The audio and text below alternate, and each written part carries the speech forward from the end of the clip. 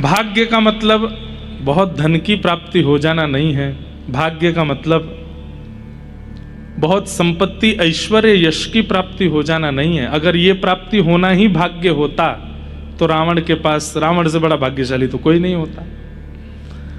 रावण की लंका देख करके हनुमान जी भी एक बार को सोच में पड़ गए, इतनी सुंदर। ने उनके लिए श्रृंगार किया जो एक दिन तुम्हारा श्रृंगार उजाड़ देगा। ऐसा श्रृंगार अगर उसके लिए किया होता जिससे चुड़लो उमर है जाए। अरे ये नश्वर पति है, एक दिन त्याग देगा, एक दिन चला जाएगा और तुम्हारा पूरा श्रृंगार भी ले जाएगा। पर वो पति तो ऐसे हैं कि एक बार उसके लिए श्रृंगार करते हैं तो वो कभी श्रृंगार छीनता नहीं। सहज ही गुरु जी ने बोल दिया। उसी समय पिता से जाकर के सहजो भाई ने कहा मैं ब्याह नहीं करूंगी।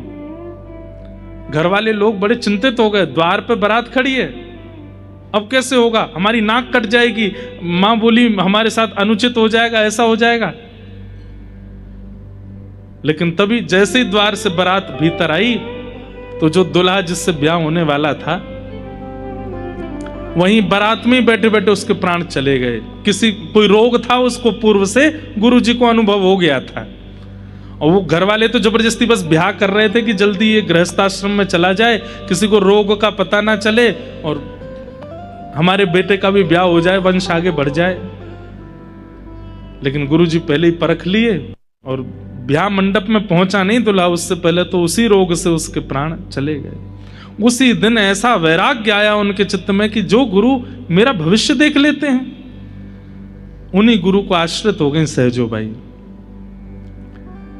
और कैसी आश्रित हुई, गुरु जी को सर्वस्व मानती हैं। मैं पद खोल लूं, उनका बहुत सुंदर पद है। गुरु ना बिसारूं, मैं राम तज ढारूं। तो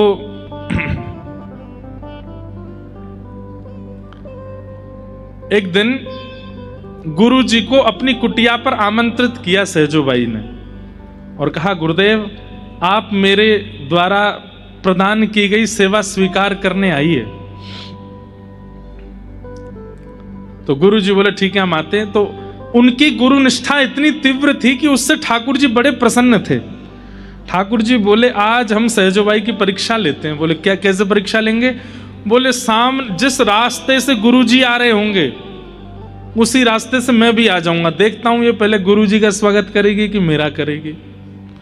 ठाकुर जी परीक्षा लेने के लिए आए और उसी समय सामने से गुरु जी आ रहे हैं और गुरु जी के ठीक बगल वाली गली से ही ठाकुर जी भी आ रहे हैं, पीतांबरी पहन करके, मुकुट धारण करके, कमल नेत्र ठाकुर जी के, और मंद मंद मुस्काते हुए आ रहे हैं। देखें ये आज पहले सत्कार किसका करेगी, गुरु का करेगी कि हमारा करेगी? सहजोबाई ने ऐसी लीला की कि सब देख के चौंक गए। आप खुद को रख करके देखें कि आपके घर गुरुजी आ रहे हैं और उसी समय, ठीक उसी समय गुरुजी के साथ साथ ठाकुर जी भी आ गए। मान लो वेंकटेश भगवान आ गए, आप किसकी पूजा पहले करोगे? यहां बोलने को 4-5 लोग बोल देंगे गुरुजी की, पर करेगा कोई नहीं। जब सामने ठाकुर जी होंगे तो ठाकुर जी की ही करोगे।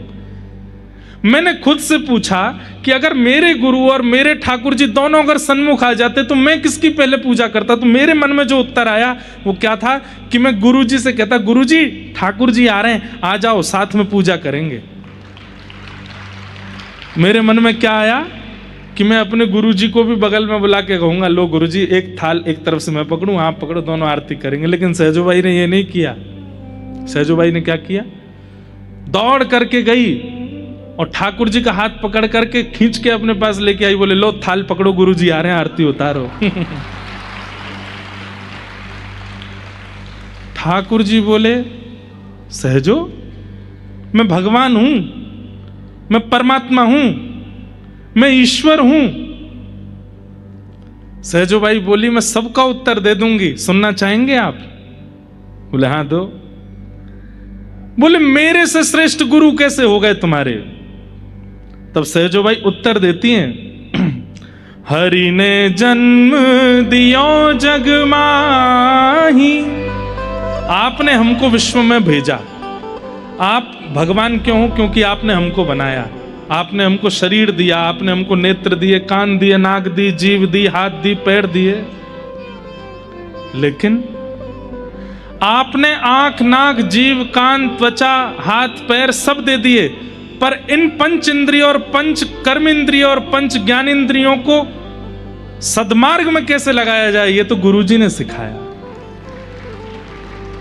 आपने हाथ दिए, इन हाथों से असद क्रिया भी होती है, पर इन हाथों से सेवा की जाती है, ये तो गुरुजी ने सिखाया।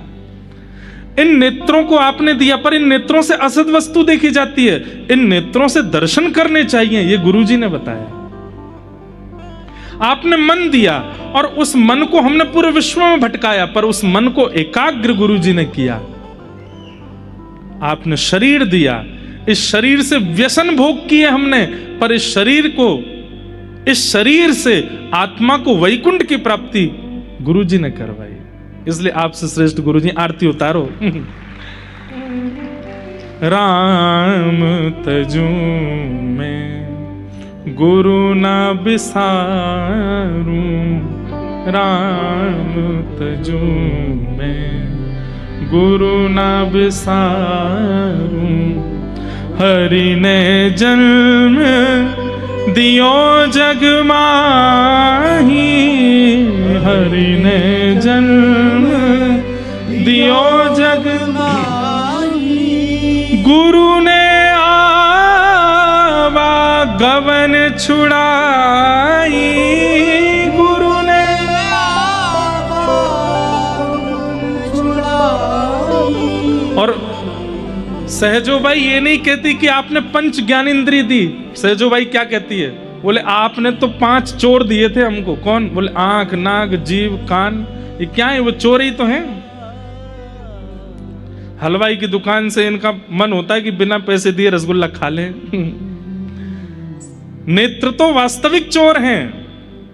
कोई सुंदर सामने आ जाए तो उसको ऐसे अपलक नेत्रों से बिना उसकी आज्ञा से देखने लग जाते हैं। ये पंच चोर आपने दिए। हरि ने 5 चोर दिए साथा, हरि ने 5 चोर दिए साथा, गुरु ने लई लुटाए अनाथा, गुरु ने लई लुटाए अनाथा। इन 5 चोरों को इनको लुटा करके ये जो अनाथ थे इनको सनाथ बना दिया। आपने तो ये चोर बना के भेजे थे, पर इनकी चोरी छुड़वाई किसने? गुरुजी ने। इसलिए गुरुजी श्रेष्ठ है। और पहली बार ऐसा हुआ इस धराधाम पर कि गुरुजी आ रहे हैं और एक तरफ से थाल सहजों ने पकड़ा और एक तरफ से ठाकुर जी पकड़ करके गुरुजी की आरती कर रहे हैं। ऐसे सहजो भाई, गुरु ना राम तजू मैं गुरु ना बिसार। तो वैद्यम वास्तव मत्र वस्तु शिवदम। मैं किस लिए कह रहा था कि भाग्यवान व्यक्ति वो नहीं है जो बहुत धन कमा ले, ऐश्वर्य कमा ले, नाम कमा ले, यश कमा ले। ये कमाना अगर भाग्यवान होता ना तो अमेरिका में सबसे पैसे वाला आदमी रहता है विश्व का, वो लक्ष्मी पूजा नहीं करता होगा, पर सबसे पैसे वाला है, उसके ऊपर लक्ष्मी की कृपा सबसे ज्यादा। तो लक्ष्मी का मतलब धन नहीं होता आपके पास, लेकिन हाँ निश्चित है अमेरिका में रहने वाला सबसे धनवान व्यक्ति उसने एक भी रसिक संत का दर्शन नहीं किया होगा। देखा जाए तो महाकंगाल है। हम आप सब लोग धनी हैं क्योंकि ऐसे ऐसे रसिकाचार्यों के, ऐसे ऐसे महापुरुषों के, ऐसे ऐसे भगवत प्राप्तों के हमको दर्शन होते हैं।